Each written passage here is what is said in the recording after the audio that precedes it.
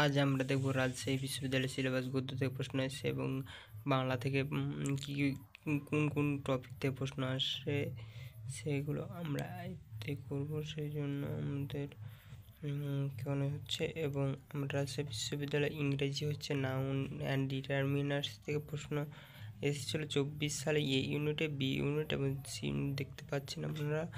এবং আমরা যখন ইংলিশগুলো আবার দেখব, আর্টিকেল, অ্যাডভার্ব ও interjection, preposition, conjunction and linkings, এগুলো খুবই ইম্পর্টেন্টের মধ্যে পড়ে, যেগুলো প্রশ্ন এসেছে।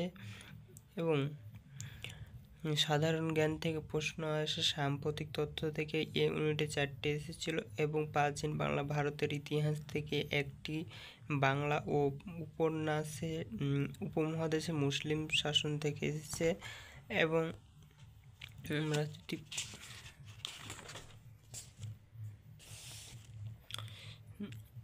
বন্ধু প্রশ্ন আছে, বাংলার শিক্ষা ও স্বাস্থ্য সংস্কৃতি, সঙ্গীত ও আলোচনা প্রতিষ্ঠান থেকে প্রশ্ন এসেছে। তারপর হচ্ছে দেশ পরিচিতি, মানে বাংলাদেশ সম্বন্ধে বা দেশ সম্বন্ধে ভিতর থেকে প্রশ্ন আসে।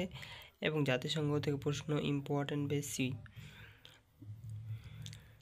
পরিবেশ ইস্যু ও পরিবেশবাদী সংগঠন থেকে প্রশ্ন এসেছে।